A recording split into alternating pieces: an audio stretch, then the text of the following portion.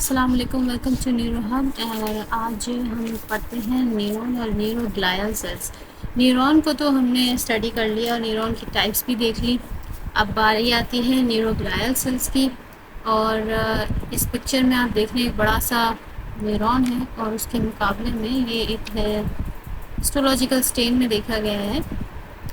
आगे पीछे ये जो डॉट्स हैं पर्पल कलर स्टेन हुए हुए हैं, ये सब न्यूरोग्लियल सेल्स हैं। ये सारे के सारे यहाँ पे न्यूरोग्लियल सेल्स हैं। अब इसके मुकाबले में देखे जाने वाली बात यह है कि न्यूरॉन इतना बड़ा है और न्यूरोग्लियल सेल्स इतने छोटे हैं। न्यूरॉन का एक है तो यहाँ पे कुछ 25-30 के करीब जो है वो न्यूरोग्लियल सेल्स मौजूद है यहाँ पे। तो यहाँ से ये पता चलता है कि न्यूरॉन का जो नंबर है वो सेंट्रल नर्वस सिस्टम में हमारे नर्व टिश्यू के अंदर न्यूरॉन जो है वो कम है इन नंबर्स और साइज़ उनका बड़ा है। और जो न्यूरोग्लियल सेल्स है वो बहुत ज़्यादा इन नंबर हैं, there are too many in number and they are smaller in size compare to neuron. Half आपका जो ब्रेन और स्पाइनल कॉर्ड का जो टिश्यू है वो न्यूरोग्लियल सेल से ही बनता है और न्यूरॉन्स जो है वो उसके अंदर थोड़ा सा हिस्सा कॉन्स्टिट्यूट करते हैं। इसके अलावा न्यूरॉन और न्यूरोग्लियल सेल्स के अंदर एक फ़र्क ये भी है कि न्यूरॉन कंडक्टिंग सेल्स हैं, यानी पल्सेस को ट्रैवल करवाते हैं। However neuroglial cells are supporting cells. ये यहाँ पे जो भरे पड़े हैं ये इनको एक्चुअल में सपोर्ट कर रहे हैं। इसके अलावा ये रहा आपका नर्वस टिश्यू और यहाँ पे एक डायग्रामेटिक पिक्चर है। चलें इसको बाद में देखते हैं, पहले हम आते हैं इस क्लासिफिकेशन पे जिसने आपको बताया हुआ है न्यूरोग्लियल सेल्स और इनकी टाइप्स के बारे में। अब न्यूरोग्लियल सेल्स को हम दो तरह से क्लासिफाई करते हैं। सेंट्रल नर्वस सिस्टम के अलग हैं और पेरिफेरल नर्वस सिस्टम के अलग हैं। मतलब जो ब्रेन और स्पाइनल कॉर्ड के अंदर आते हैं वो न्यूरोग्लियल सेल्स अलग है। उसकी 4 टाइप्स हैं: astrocytes, ependymal sales, oligodendrocytes, microglia. अब ये सिर्फ मुश्किल नाम है, इनसे डरना नहीं है आपने। एस्ट्रोसाइट्स जो होते हैं ये एक बड़ी सिग्निफिकेंट किस्म के सेल्स होते हैं। ये ब्लड ब्रेन बैरियर बनाते हैं। इसके मल्टीपल फंक्शंस हैं। इसकी भी 2 तरह की टाइप्स हैं। एक जिनके जो है वो बड़े बड़े डेंड्राइट्स होते हैं वो फाइब्रस एस्ट्रोसाइट्स हैं और जिनके छोटे से डेंड्राइट्स हैं स्टार शेप लगते हैं वो प्रोटोप्लाज्मिक एस्ट्रोसाइट्स आ जाते हैं। पर एनी हाउ इसके ऊपर बाद में हम जाते हैं। दूसरे आते हैं एपेंडाइमल सेल्स आपके। ये एपेंडाइमल सेल्स जो है वो एपेंडाइमल इसलिए कहा है क्योंकि ये लाइनिंग करते हैं ब्रेन और स्पाइनल कॉर्ड के जो कैविटीज़ होती हैं उनको एपेंडाइमा कहते हैं ना। तो उसकी जो लाइनिंग्स होती है ना उनको एपेंडाइमा कहते हैं और उनको लाइन करने वाले ये जो सेल्स हैं ये एपेंडाइमल सेल्स कहलाते हैं। ठीक है। All and all function neuroglial sales का है सपोर्टिंग में, लेकिन सपोर्ट भी किस तरह से देते हैं इसको हम पढ़ते हैं। ओलिगोडेंड्रोसाइट्स पर आ जाते हैं। ओलिगोडेंड्रोसाइट्स क्या करते हैं कि जो यहाँ पे देखें ये जो है ये पूरा न्यूरॉन है। ठीक है। न्यूरॉन के यहाँ पे पैचेस लगे हुए हैं। ये जो पैचेस है ना ये जो छोटा सा जा रहा है ना ये एक्सॉन है। ये यहाँ से आ रहा है, ये इसका एक्सॉन है, ये इसका कंडक्टिंग चैनल है। ठीक है। अब इस ये एक्सॉन के ऊपर जो है ना बहुत सारी शीटें लगी हुई है। जिस तरह से हम बबल रैप शीट करते हैं किसी भी डेलिकेट से और चीज़ को हम बबल रैप में रैप कर देते हैं ना कि वो टूट ना जाए, बिखर ना जाए। तो वो इसलिए होता है कि उसके ऊपर किसी किस्म की कोई इंजरी ना आ जाए। तो ओलिगोडेंड्रोसाइट्स क्या करते हैं कि इसके ऊपर एक रैपिंग शीट बनाते हैं। ये बनी हुई होती है लिपिड से।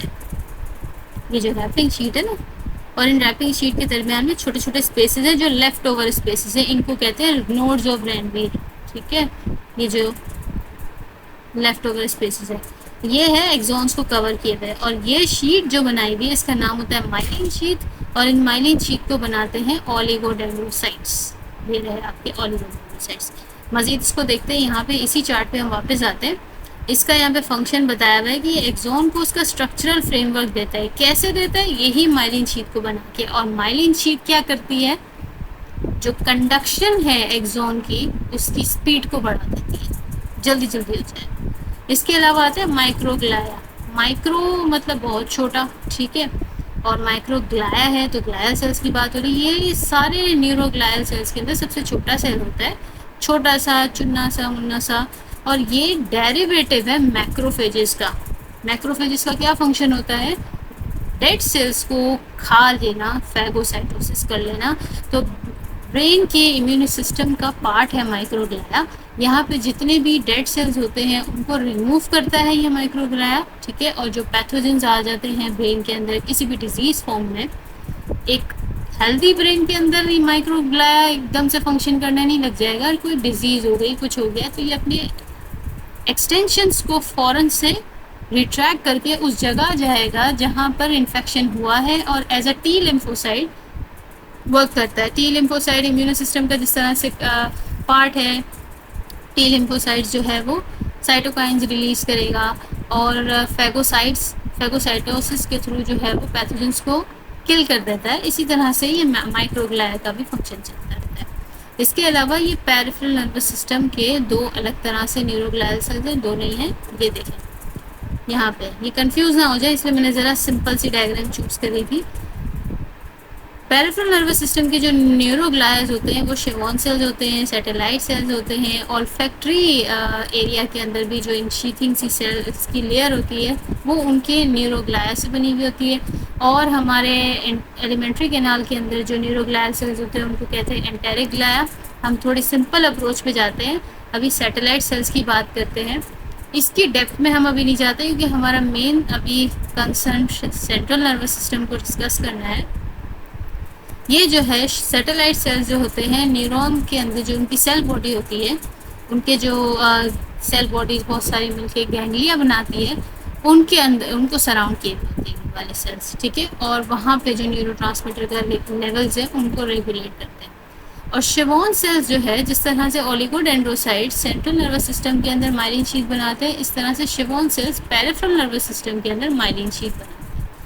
और माइलिन शीथ तो बनाते ही बनाते, लेकिन न्यूरॉन के ऊपर किसी भी किस्म की इंजरी हो जाए, आई रिपीट मैं पेरिफेरल नर्वस सिस्टम की बात कर रही हूँ, न्यूरॉन के अंदर किसी भी किस्म की अगर इंजरी हो जाए तो उन सेल को रीजनरेट कराएंगे, रिप्लेस नहीं कराएंगे। न्यूरॉन्स डू नॉट रिप्लेस, ठीक है। और फिर हम वापस इसकी डिटेल्ड व्यू में जाते हैं। ये माइक्रोग्लाया है, सारे सेल में सबसे ज़्यादा छोटा यही है, बहुत ही क्यूट सा छोटा सा सेल होता है, ठीक है। और इसके बड़े बड़े इस तरह से एक्सटेंशन है। जब भी कभी कोई इन्फेक्शन वाली सूरत होती है तो ये अपने डेंड्राइट्स को रिट्रैक्ट करेगा और फटाफट से उस जगह पे माइग्रेट करके जाएगा जहाँ पे इन्फेक्शन हुआ है, as a T lymphocyte work करेगा। ये ओलिगोडेंड्रोसाइट है, इसकी पिक्चर भी इसी तरह से मिलेगी कि इसने माइलिन शीथ को बना के एक्सॉन को पूरा से स्टेबलाइज किया हुआ होता है। अब जिस तरह से न्यूरॉन का स्ट्रक्चर है, हवा में नहीं लटका हुआ होता, उस ये रहा न्यूरॉन की सेल बॉडी और ये रहे इसके डेंड्राइट्स। ये एस्ट्रोसाइट है, यहाँ पे है, सॉरी, न्यूरॉन यहाँ पे होगा और इसके डेंड्राइट्स होंगे। ये एस्ट्रोसाइट्स है जिसने इस न्यूरॉन के डेंड्राइट्स को स्टेबलाइज किया हुआ है और फिर उसको यहाँ से कनेक्ट कर दिया है विद दिस कैपिलरी। ये कैपिलरी है, ठीक है, दिस इज कैपिलरी। और ये है शेवॉन सेल्स, यहाँ पे भी माइलिन शीथ बनी हुई है, लेकिन ये शेवॉन सेल्स किसका पार्ट है? PNS का पार्ट है, ठीक हो क्या। इसके अलावा ये एपेंडाइमल सेल्स है, इसने ब्लड ब्रेन और स्पाइनल कॉर्ड के एपेंडाइमा को लाइन किया हुआ होता है। अब हम यहाँ पे न्यूरॉन को देखते हैं। ये रहा न्यूरॉन की सेल बॉडी, इसकी सेल मेम्ब्रेन हो गई। यहाँ पे ये जो मैंने पार्ट आपको बताया था कि कुछ एरियाज छूटे हुए होते हैं, इन जो ग्रेनवीर होते हैं, और ये माइलिन शीथ बनाई हुई है और ये बनाई हुई इन सेल्स ने है जिसका नाम होता है ओलिगोडेंड्रोसाइट्स। अगेन ये रिपीटेशन है, ठीक है। और ये भी एक डायग्राम है जिसने सारे सेल्स को कुछ हद तक कवर किया हुआ। ये एपेंडाइम है, छोटे से यहाँ पे हाइड हुए हैं। ये एस्ट्रोसाइट्स है और ये एस्ट्रोसाइट्स भी फाइब्रस एस्ट्रोसाइट्स है, ठीक है। ये एस्ट्रोसाइट्स है और ये भी फाइब्रस एस्ट्रोसाइट है। और यहाँ पे माइक्रोग्लायल सेल्स हैं और उसके बहुत सारे यहाँ पे जो है वो प्रोसेसेस होते हैं, बहुत सारे होते हैं, क्योंकि इनका काम फैगोसाइटोसिस करना है ताकि नर्वस टिश्यू को किसी किस्म की कोई इंजरी ना हो। ये रहा एस्ट्रोसाइट्स, ये रहा आपका न्यूरॉन, और न्यूरॉन के पूरे डेंड्राइट्स को ऐसा लग रहा है जैसे जाल बना दिया, पकड़ लिया, किसी चीज़ को जकड़ लिया होता है ना, इस तरह से ये एस्ट्रोसाइट जो है वो स्टेबलाइज कर रहा होता है। ये कैपिलरी है और कैपिलरी के साथ इसने न्यूरॉन को कनेक्ट किया है। ये छोटा सा माइक्रोग्लाया, ये oligodendrocytes, again this is a repetition, ठीक है। और यहाँ पे सबके इसी वही फंक्शन जो है वो रिपीट हो रहा है। अब अब हम बात करते हैं एस्ट्रोसाइट्स की मेन फंक्शंस के लिए। यहाँ पे आ जाते हैं वापस से हम इसी वाली जो है वो पिक्चर पे आ जाते हैं, ये वाली पिक्चर पे हम आ जाते हैं। ठीक है, ये रहा एस्ट्रोसाइट। अच्छा, एस्ट्रोसाइट जो है ये दो तरह के होते हैं, एक फाइब्रस है, एक प्रोटोप्लाज्मिक है। फाइब्रस जो है वो उसके बड़े बड़े से प्रोसेसेस होते हैं और प्रोटोप्लाज्मिक के छोटे छोटे से होते हैं। अब ये क्या किया हुआ है कि इसने ये डेंड्राइटिक प्रोसेस को पकड़ा हुआ है और ये उसका फुट प्रोसेस है जो कि कैपिलरीज के साथ जुड़ा है। ठीक है, इसने कर दिया है न्यूरॉन को इस तरह से स्टेबलाइज, और ये हवा में नहीं लटक रहा, न्यूरॉन स्टेबलाइज हुआ। This helps in forming a blood brain barrier. अब कैपिलरीज से जो भी न्यूट्रिएंट्स मेटाबोलाइट्स होंगे वो न्यूरॉन्स से किस तरह से जा रहे होंगे। एक फंक्शन तो ये हो गया एस्ट्रोसाइट का। दूसरा फंक्शन, न्यूरोट्रांसमीटर का जब भी कभी रिलीज होगा, ठीक है, तो एस्ट्रोसाइट जो है वो एक सिनेप्टिक बैरियर बनाता है, एज अ इंसुलेटर एक्ट करता है किसी भी किस्म के जो दूसरा वाला न्यूरॉन है, इसके एडजेसेंट भी कोई न्यूरॉन होगा, यहाँ पे कोई ना कोई न्यूरॉन होगा, जो दूसरा वाला न्यूरॉन है वहाँ से भी न्यूरोट्रांसमीटर रिलीज होंगे, तो दोनों की मिक्सिंग ना हो जाए, इसलिए एस्ट्रोसाइट का मेन इसमें फंक्शन होता है कि ये as a insulator synaptic junction पे जो है वो एक्ट कर रहा होता है। ठीक हो गया। अच्छा, अब हम इस पिक्चर पे आते हैं, इस पिक्चर पे। ठीक है, यहाँ पे साइनेप्स हो रहा है, यहाँ पर अब क्या होता है, सॉरी हम इस पिक्चर पे आते हैं। ठीक है, फॉर सपोज माइक्रोग्लियल सेल्स यहाँ पे मौजूद है और यहाँ पे किसी किस्म का न्यूरोनल डैमेज हो गया।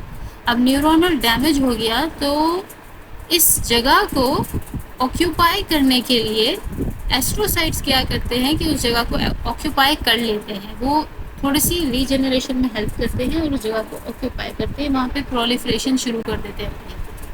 ऐसा नहीं कि वो खाली जगह रह जाएगी। ठीक हो गया।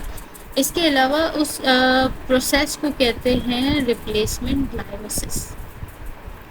ये वाला पॉइंट है। टू दिस पिक्चर, यहाँ कैपिलरी है, यहाँ पे एस्ट्रोसाइट है और ये न्यूरोनल डेंड्राइट्स हैं जिससे ये कनेक्ट हुआ। ठीक हो गया। कैपिलरीज एक्स्ट्रा सेलुलर स्पेस है, एक्स्ट्रा सेलुलर स्पेस के अंदर यहाँ पे अगर एक्सेसिव पोटेशियम आयन आ जाते हैं, फॉर एग्जांपल बॉडी में किसी भी किस्म की कोई मेटाबोलाइट चेंजेस आ जाते हैं, उस वजह से अगर एक्सेस पोटेशियम आयन आ जाएंगे तो इन एक्सेस पोटेशियम आयन को भी एस्ट्रोसाइट अपने अंदर इनगल्फ कर लेगा, ले लेगा, और क्या होगा कि ब्लड का जो CNS के अंदर मेटाबोलाइटिक एक्सचेंज है वो किसी भी तरह से डिस्टर्ब नहीं। And the next point is replacement gliosis होती है एस्ट्रोसाइट्स की वजह से। What is replacement gliosis? कि अगर आप किसी भी किस्म का न्यूरोनल डैमेज हो गया, माइक्रोग्लायल सेल्स ने फैगोसाइटोसिस कर लिया, वो खाली जगह रह जाएगी, उस खाली जगह को प्रोलिफरेट होके एस्ट्रोसाइट्स रिप्लेस करते हैं और इस रिप्लेसमेंट को कहते हैं replacement gliosis. Now coming to the other kind of cell which is the ependymal cells. Ependymal cells क्या करते हैं, वेंट्रिकल्स और स्पाइनल कॉर्ड की जो भी लाइनिंग्स है उनको लाइन कर रहे होते हैं, तो सेरेब्रो स्पाइनल फ्लूइड ये जो है वो इसकी मेकिंग में हेल्प कर रहे होते हैं एपेंडाइमल सेल्स। इसके अलावा ओलिगोडेंड्रोसाइट्स का फंक्शन है कि वो माइलिन शीट को बनाते हैं, और एक्सॉन जो होता है माइलिन शीट को बना के वो कर क्या रहे हैं, बेसिकली एक्सॉन के स्ट्रक्चरल फ्रेमवर्क को स्ट्रॉन्ग बनाते हैं। माइक्रोग्लाया का function I have described you कि फैगोसाइटोसिस में होता है इसका function. So this was all about neuroglial sales.